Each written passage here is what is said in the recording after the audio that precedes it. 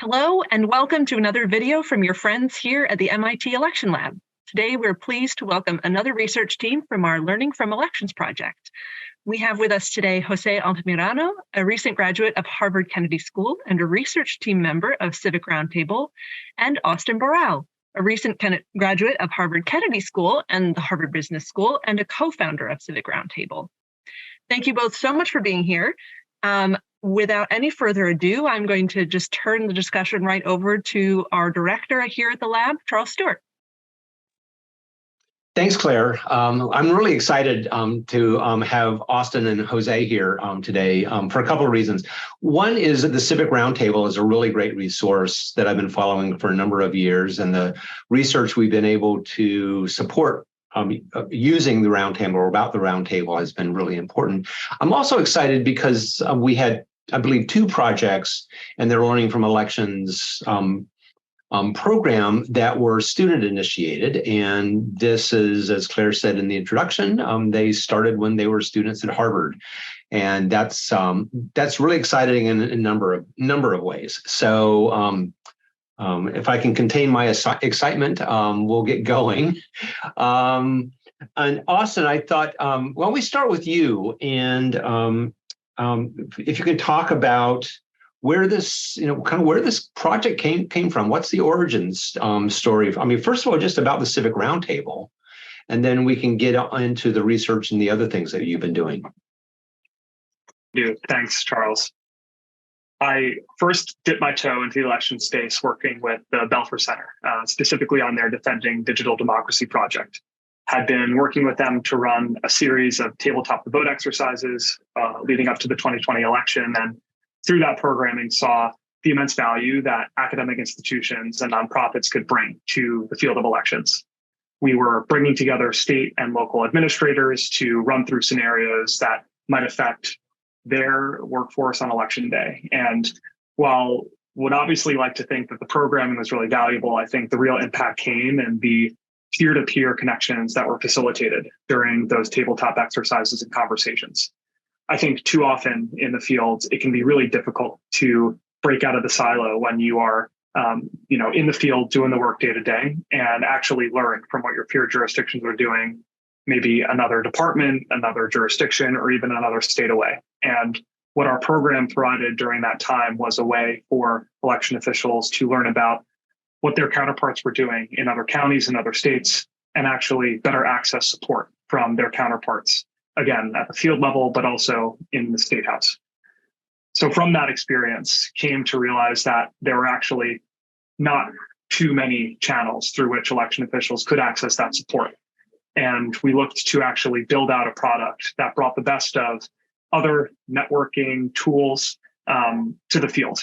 We built a few prototypes, tested them out with a handful of state agencies and local agencies, and built what became Civic Roundtable as part of first the class project and then our thesis for the Kennedy School. And that is exactly what we looked to better understand through our work with Medsal. We know the value of peer community matters, especially in the context of high turnover and low retention in the elections field. So as a way to really turn the tide of those trends, we've been building this tool as a way to capture institutional knowledge and make sure that locals get the support they need, not just from each other, not just from their states, but also from other organizations that are there to serve them. And before we move on to talk about the research, I just want to dwell a little bit on the university connection. So this is connections both to the business school and to the Kennedy School. And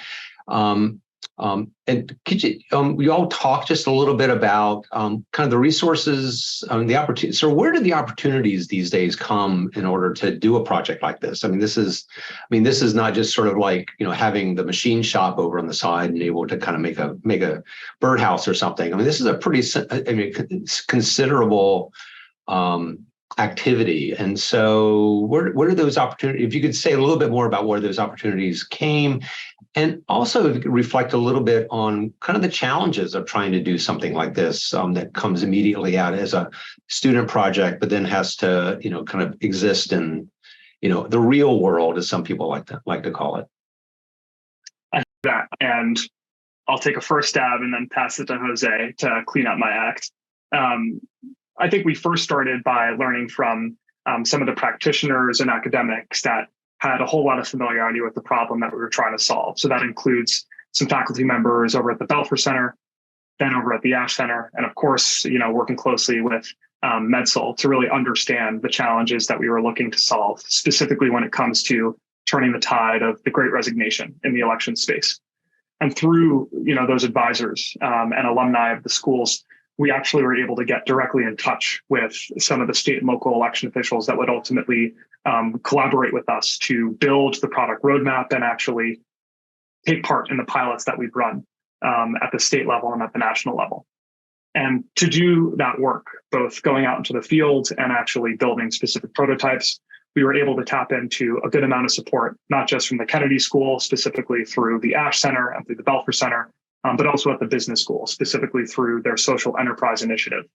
And where MedSol was extremely valuable to us was first making sure that we could run some rigorous analysis of the impact we were having, which helped us, as Jose will explain later, better understand how peer cohorts affect these trends that we've been seeing in engagement and retention. But it also helped us test out a completely new feature around polling and surveys, which is something that we would not have been able to do without support from this project. And if I could just jump in, I want to share, what brought me to this project. And it starts from a prior research opportunity at the Kennedy School last year, where I was studying the impact of election funding in my home state of North Carolina. And through the course of that prior project, I had the chance to speak with North Carolina local election officials. And I learned, their conditions on the ground, which were often not great. And that was a result both of lack of funding at the local level, but also lack of community and lack of support. The sense I got when speaking with these local election officials was that they were often lonely, without support, and often at the whims of state and local legislators and policymakers, for better and for worse. And so when I was looking at, thinking about what I wanted to do my last year at the Kennedy School, I met Austin and the rest of the Roundtable team. And it seemed like a great opportunity to, study whether an intervention that was not related directly to state and local election funding could nevertheless have an impact on local election officials' job satisfaction, job performance, and job retention. It really felt like a really great opportunity to think of a solution outside of, kind of thinking outside the box regarding solutions that could address this problem that Austin has mentioned regarding the Great Resignation. And as we've seen, in the last few years, the broader problem of local election officials feeling, under attack and under the spotlight. And so I really felt, really interested in this project, and was a great opportunity to learn more about how we can improve local election officials' jobs and lives. Well, this issue of the Great Resignation in North Carolina, that's an interesting connection. I know that Karen Brisson-Bell, the executive director of the North Carolina Board of Directors, has this PowerPoint slide that's kind of making the rounds right now, which has the map of North Carolina, the 100 counties, and she has a dot for every county in which the county election director has left since 2020. And it's, I think, more than half the counties. And not only that there are some counties, a non-trivial number, that have 2 dots, indicating that 2 election directors have left since the 2020 election. So this issue of the Great Resignation and the pressure of local officials is a huge one. And, it's not just a talking point, but, there's some pretty strong evidence, and at least in a few states, and North Carolina is a great example where this is an issue. So let's turn, so there's the potential value of the Civic Roundtable. Let's talk about what we've learned from the rigorous analysis and research that you all have been able to do by the grant that you received. So I think, Jose, could you start us off here? Certainly. So thanks to the support we've received through this grant and through our research partners, we had the great opportunity to speak directly with local and state election officials in several states that Roundtable has been piloted in over the last few months, as well as being able to survey these folks to get a better measure of their levels of job satisfaction, levels of frustration and burnout, and tease out any interesting differences regarding different groups of local election officials. I think the main question we're trying to address through this project is, what impact can online peer systems like Civic Roundtable have on local election officials' job satisfaction and retention? I think within that are several other questions that we've been trying to address through this project, including, what are ways that state and local policymakers can improve these job conditions for local election officials, being cognizant that, as we've discussed already, simply granting more funding is often not an option. As well as, especially in the final stage of the project that we're wrapping up over the next few weeks, what are the certain attributes that local election officials may have, be that party affiliation or where they work and where they live, size of their staff, so on and so forth, that may have an impact on their willingness to join an online peer group like Roundtable in the first place. So to do that, like I said, we interviewed and surveyed local and state election officials in a number of states, including Rhode Island, Virginia, and Missouri. And the findings, I think, were consistent with a lot of the previous research on local election official job satisfaction and retention. I think a big theme that stood out, especially from our interviews, is that local election officials have an enormous pride in their work, but they are very clear-eyed about the challenges that they face to be able to do their jobs, every election cycle. They express frustration about public misconceptions about the work that they do.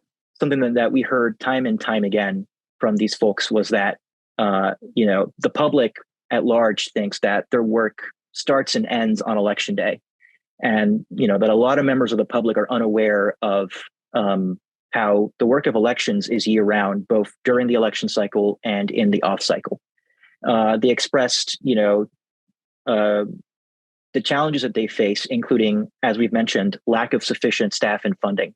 A lot of these local election officials are responsible for jurisdictions that may not be the largest jurisdiction in their state, but are still, containing tens of thousands of registered voters.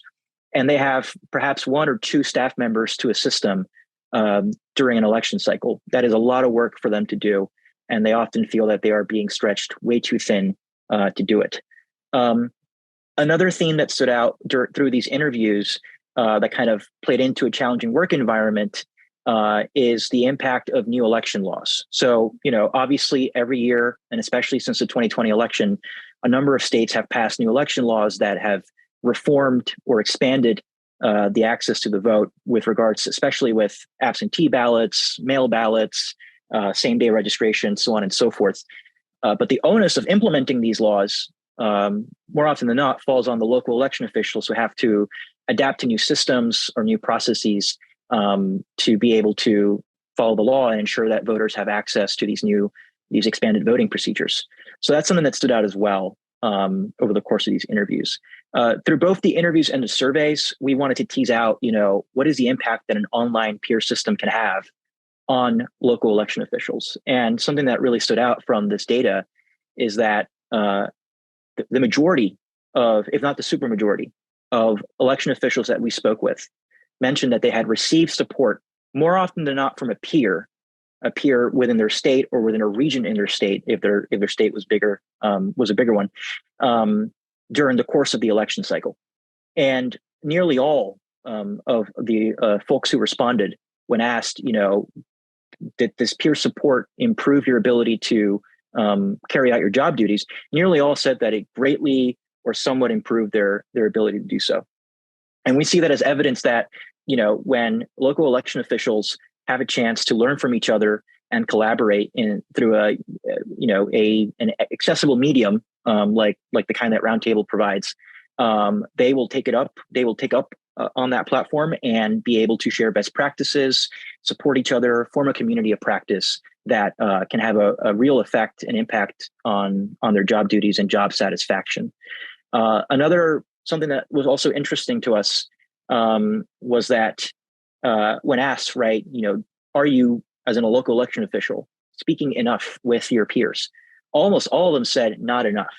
So I think, this is really interesting how local election officials, the ones that we spoke with at least and surveyed, a majority of them indicated, yeah, we're working with each other, we're helping each other out, or I'm receiving help from a peer. But all of them that we spoke with said, we wish, or we know that we could stand to do more of it. And something that we heard often was, if there are opportunities for state policymakers and state election officials to facilitate more communities of practice and more collaboration between us local election officials, we'd love that. And we think it would have a good impact on on job satisfaction, on job retention, on job performance. So, we're cognizant that that election administration as a field has been impacted by several things: the pandemic, the 2020 election and the fallout from that, misinformation that persists through this day. But I think a big takeaway from this project has been that, with the caveat limited to the states that we were able to work in and measure in, it seems to have a positive impact, online peer support systems, on all the metrics that we're interested in. And the last stage of the project is, we're aware that the folks that we spoke with were the folks that were engaged, were energized through Roundtable. What about the folks that, we didn't get to? What about the folks that weren't on Roundtable within these states? And so the last stage of this project that we hope to wrap up is deploying another set of surveys and interventions to kind of tease out what makes an election official, before something like Roundtable is already in effect and already able to log on. Is there something about local election officials that makes them more likely to sign up in the first place?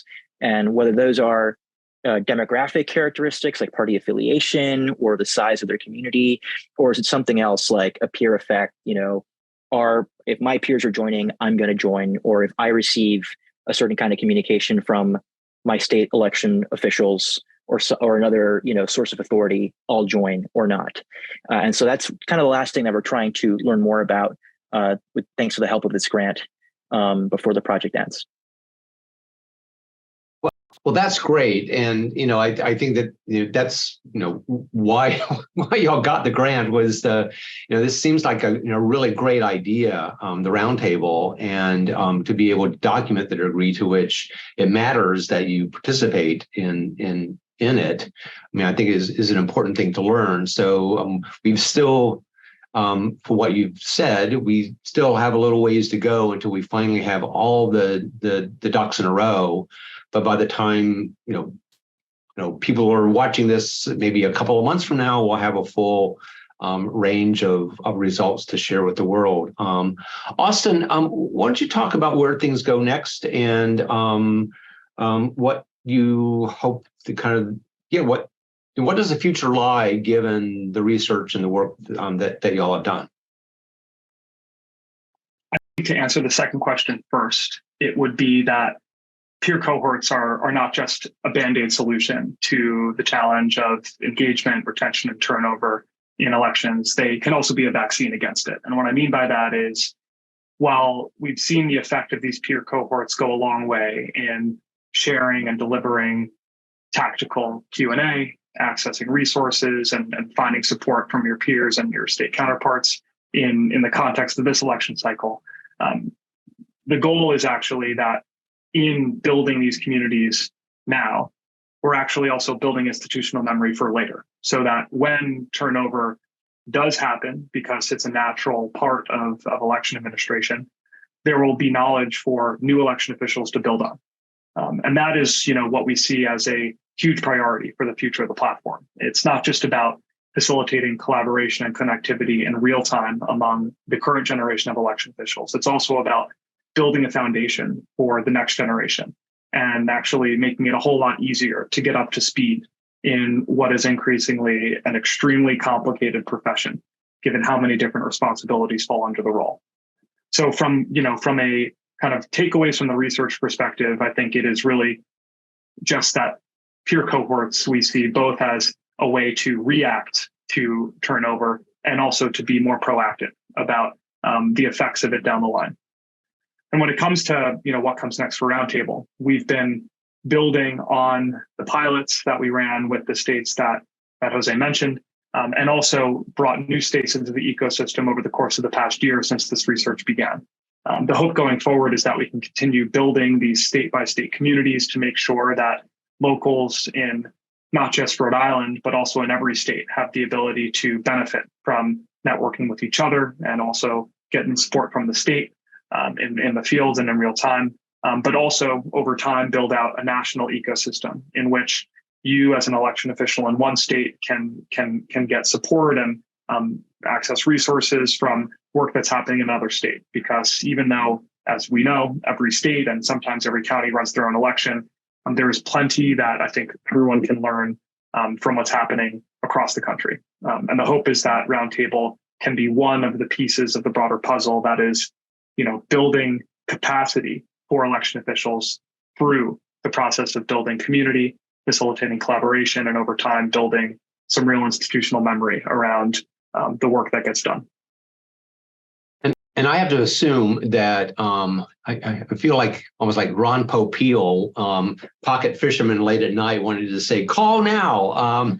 And that I'm sure that some people watching this video will be interested in finding out more, maybe an election official in a state that hasn't contacted you. I assume that y'all are talking, talk regularly to officials in other states, and that they can reach out to you if they're interested. We'll have, increasingly as more research comes out, we'll link it down here, and they'll be able to see it at the med school site. But I take it that y'all are happy to talk to state and local election directors and have been beyond the folks that are currently in the stable. Is that right? Absolutely. We are always looking for feedback. We are building this thing with and for election officials. Our initial prototypes for this product were built in the Rhode Island Secretary of State's office. So that's all to say, we are being very responsive to the needs of the community. And to do that, we really need to hear from everybody. So our door is always open. That's great to hear. And one of the things before, this is not about Civic Roundtable, but as y'all were talking about the origin story, and thinking about kind of HKS and another business school down the river was involved in the cybersecurity issues, but the Belfer Center and that whole effort, and just thinking that Kate Connolly, who was a major leader in that exercise, is now basically in charge of election cybersecurity with CISA, the Cybersecurity Infrastructure Security Agency. So, sometimes, surprisingly a number of times, things happen in universities that election officials find really valuable. And I think that both that earlier effort and this effort are really great examples of demand-driven research and application for the betterment of American elections. So I'm going to encourage, again, thank you all for being on this episode. And I want to encourage folks to go to the links below and find out more. And I will now turn it back over to Claire. Thanks, Charles. And thanks to both of you for joining us. Thanks to everyone out there for watching. As Charles said, if you'd like to learn more about Civic Roundtable and the research discussed today, there will be links in the description box below. If you'd like to be notified about future videos, subscribe to our channel if you haven't already. And until next time, keep talking elections.